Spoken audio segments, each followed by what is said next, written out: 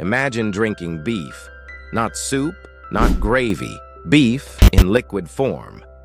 It's a taste that warmed soldiers in the trenches of war, football fans on freezing winter terraces, and intrepid explorers at the very edge of the world. It's a strange, salty, almost primitive comfort held in a little brown jar. This is the incredible and slightly bizarre story of Bovril, the drink that built Britain. Our story begins in the 1870s, a time of grand empires and even grander conflicts. Over in France, Emperor Napoleon III is in a spot of bother. His army, locked in the brutal Franco-Prussian War, is starving.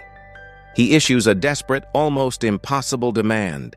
He needs 1 million cans of preserved beef to feed his troops, and he needs them now. The logistical nightmare of shipping that much meat across a continent at war seems insurmountable.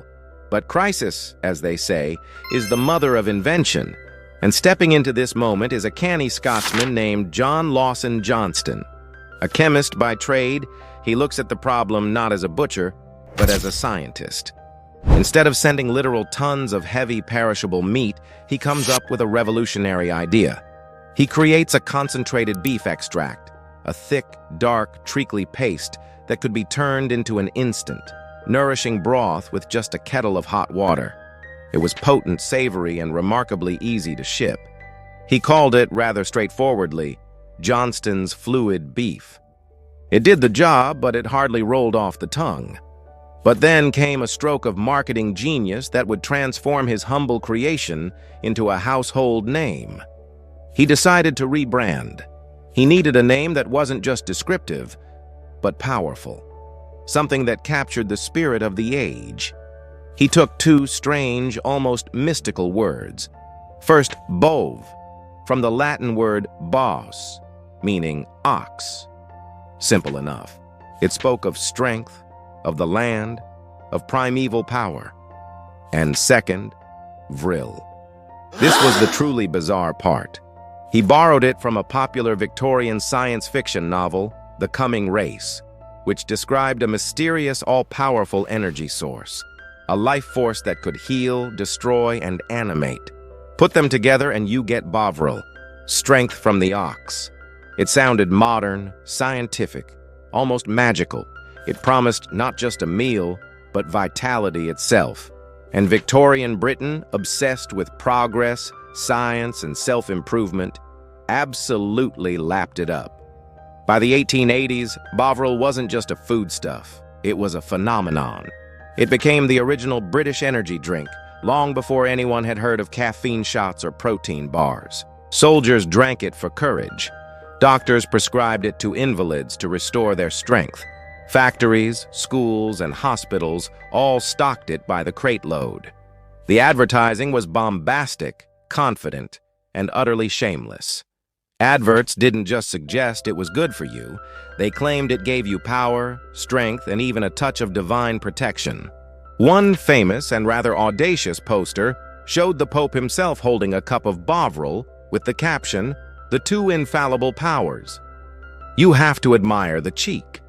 From the muddy, desperate trenches of the First World War, where it offered a fleeting moment of warmth and a taste of home, to the freezing, windswept terraces of English football stadiums, Bovril became a national symbol. It represented a certain kind of British resilience. Picture it, a cold Saturday in the 1960s. The air is thick with breath and the roar of the crowd. At halftime, thousands of fans, wrapped in scarves, clutch a steaming, white plastic cup of it. That salty, deeply beefy hit of warmth, cutting through the winter chill. It wasn't just a drink. It was a ritual, a shared communion. If this little dip into British nostalgia is bringing back a memory or two, perhaps of a cold day warmed by a strange, beefy brew, do give this video a like. It really helps more people discover these wonderful forgotten stories. Now back in our story, the Bovril Empire was thriving beyond all expectation. The demand was so immense they couldn't source enough cattle in Britain. So what did they do? They founded their very own town in Argentina, a place dedicated entirely to supplying their factories. They called it, quite simply, Bovril. From the vast, sweeping pampas of South America to the corner pubs of London, this strange brown paste was quite literally fueling the British Empire. It was in the explorer's flask, the soldier's rations, and the kitchen cupboard of almost every home. But then, as the 20th century marched on, a chilling, unforeseen twist threatened to change everything. In the grand British pantry of things you either love or you hate, nestled right between Marmite and Piccalilli, you'll find a small, squat, dark brown jar. For over a century, its name has been synonymous with strength, warmth, and the comforting taste of home. Bovril, a drink that began in the heat of war, and somehow ended up warming generations through the cold of peace. Its story is a strange one, full of twists, turns, and a very public identity crisis. By the time the 1990s rolled around, Britain was a country on edge, not from the usual worries of weather or politics, but from a new invisible terror that haunted the dinner table. A name whispered on the evening news and splashed across tabloid front pages: mad cow disease. Suddenly, the Sunday roast, the beef burger, the simple cottage pie, they all carried a shadow of fear. Overnight, beef, a cornerstone of the British diet, became the nation's public enemy number one. The panic was immediate and absolute. Supermarket aisles, once stacked high with beef products, were stripped bare. Butchers looked on with a kind of quiet despair. And for one particular brand, it was nothing short of an existential catastrophe. Because if beef was the problem, then what on earth do you do when your entire identity is, quite literally, beef in a jar? Bovril, the beloved strength from the ox, was suddenly the enemy. The fallout was brutal. Sales didn't just dip, they plummeted off a cliff. The very foundation of the brand, its rich, beefy essence, was now its greatest liability. It seemed like the end of the road.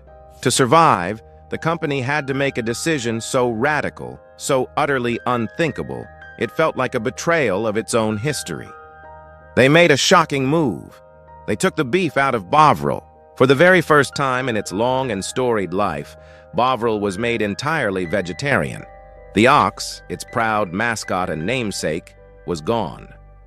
The famous slogan, "Strength from the ox," now contained no ox at all. It was a desperate gamble, a last-ditch attempt to stay on the shelves and in the nation's cupboards. The company hoped people would understand, that they would adapt.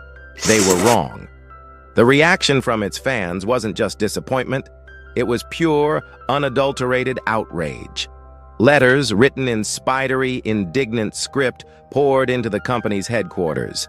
It was a national scandal.